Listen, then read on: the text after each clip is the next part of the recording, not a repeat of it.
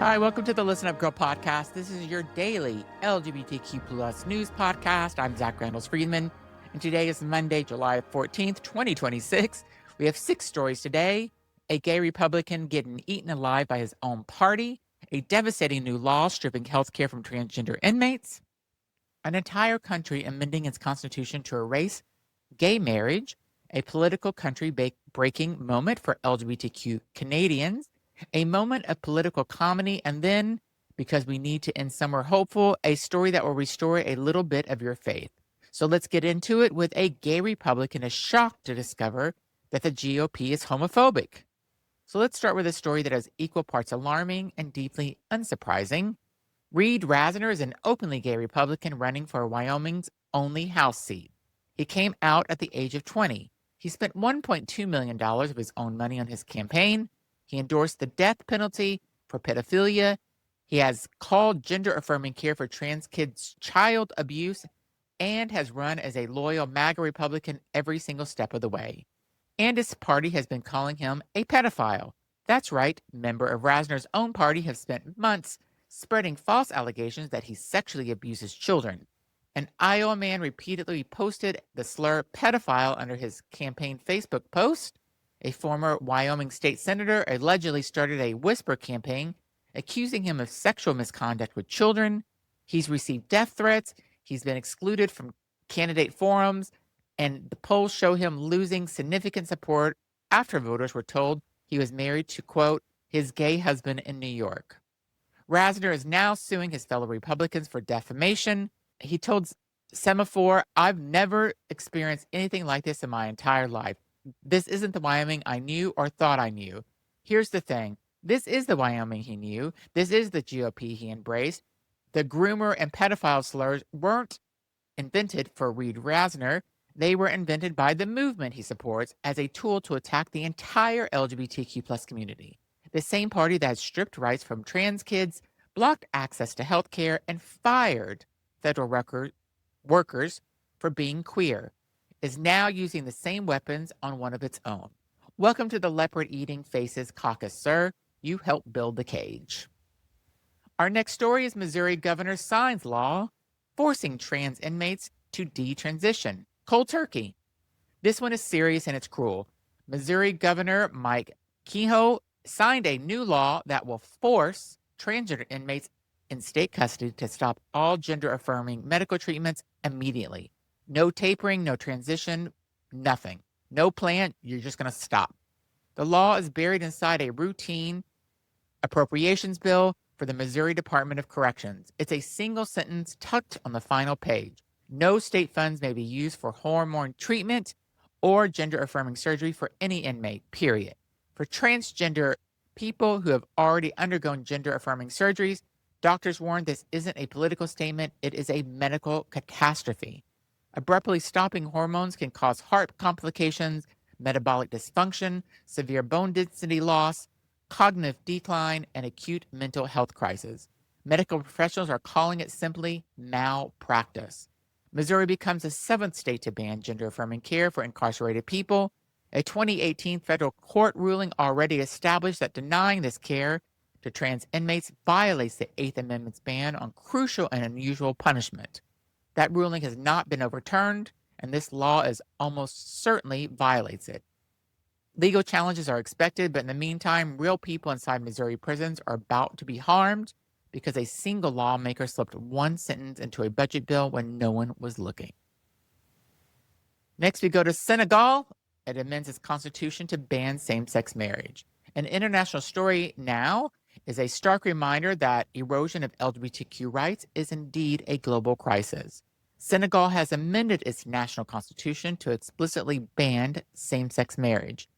The move is part of what the government is calling a broader crusade to eradicate gay people from the country. Same-sex relations were already criminalized in Senegal, punishable by up to 5 years in prison. The constitutional amendment now goes further, making marriage equality legally impossible at the foundational level of the nation's law. Sources on the ground are describing it as a witch hunt. Advocates say LGBTQ Senegalese people have gone deeper underground out of fear. International human rights organizations are condemning the move. noting it puts Senegal in line with some of the most aggressively anti-LGBTQ nations in the world. The pattern is clear, and we see it in Ghana, in Indonesia, in Malaysia, and now more explicitly in Senegal. Governments around the world are racing each other to enshrine discrimination to the highest levels of their legal system. The orange convicted felons withdraw from the global human rights frameworks, including HIV prevention, LGBTQ+ support programs, and foreign aid, with equality conditions, has emboldened these governments. The rollback of rights abroad didn't happen in a vacuum. Leaderships, or the absence of it, is what matters. Our next story is LGBTQ Canadians are watching Alberta, and they are worried. Here's a developing story north of the border that could have real issues for queer people, and it's almost no attention in the U.S. media.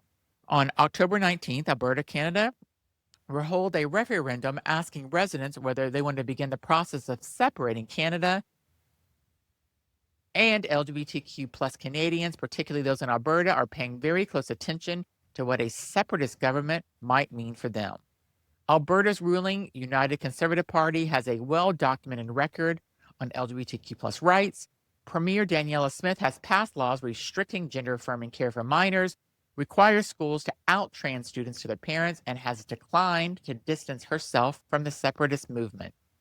One UCP lawyer compared transgender students to feces and food. Another voted to keep the separatist referendum question alive. The separatist movement itself draws heavily from the far right. Organizers have mourned the late Charlie Kirk, who suggested trans rights should be handled the way things were handled in the 1950s or 60s. Their platform language about family and parental control over education is the same language used to justify anti-LGBTQ+ school policies across the American South. Queer members of Alberta's legislature are urging people to take this seriously.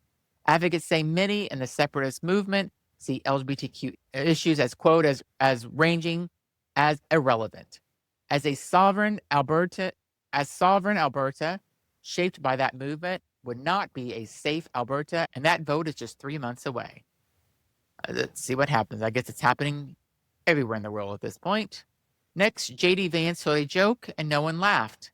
So I'm giving you a brief palate cleanser because we need it. On July 1st, Vice President J.D. Vance visited troops at Naval Air Force Station Oceana in Virginia Beach. And because he cannot help himself, he decided to tell a joke at Joe Biden's expense about how Joe Biden would fall asleep and down the stairs of Air Force One, and no one laughed. Not one soldier. Not a single chuckle. Dead silence. The kind of silence that makes you want to crawl out of your own skin. Vance actually narrated his own internal monologue before delivering the punchline, which somehow made it worse. The video has gone viral. Social media has not been kind. I'm not here for gracious political dunking most days, but this moment feels like a metaphor for something larger. The people who are supposed to be loyal audience didn't show up. The joke didn't land. The crowd wasn't impressed, and the person at the podium didn't have the self-awareness to stop. Sound familiar? Next, a straight couple put up the biggest pride display on the block, and the governor came knocking. So we're ending today with a story that I genuinely love. A straight allied couple put up an enormous, joyful pride display in front of their home. Rainbows everywhere, flags, lights, the whole thing. Neighbors pushed back, haters came out online, and the couple didn't back down. Instead, their display got a surprise visit from a pro-LGBTQ+ governor who showed up to personally show support. The couple has been using their platform to educate people on why supporting the community matters, not in spite of the pushback, but because of it. In a week that included a Missouri governor stripping health care from trans prisoners and a country banning marriage equality in its constitution, this couple chose to put their pride display front and center and let the community know they were seen. Allyship isn't a social media post, it's a flag in front of your front yard and refusal to take it down. And right now, that matters more than ever. And that's your Listen Up Girl from Monday, July 14th, 2026. If this show is keeping you informed and connected, please take a moment to follow wherever you listen and leave a rating and review. It generally helps more people find us. Share this episode with someone who needs to hear it today, and follow me on Instagram at TheRealZachRE. I'll be back tomorrow with more news. Stay informed, stay connected, and stay in it. Thanks so much for listening. Have a wonderful week.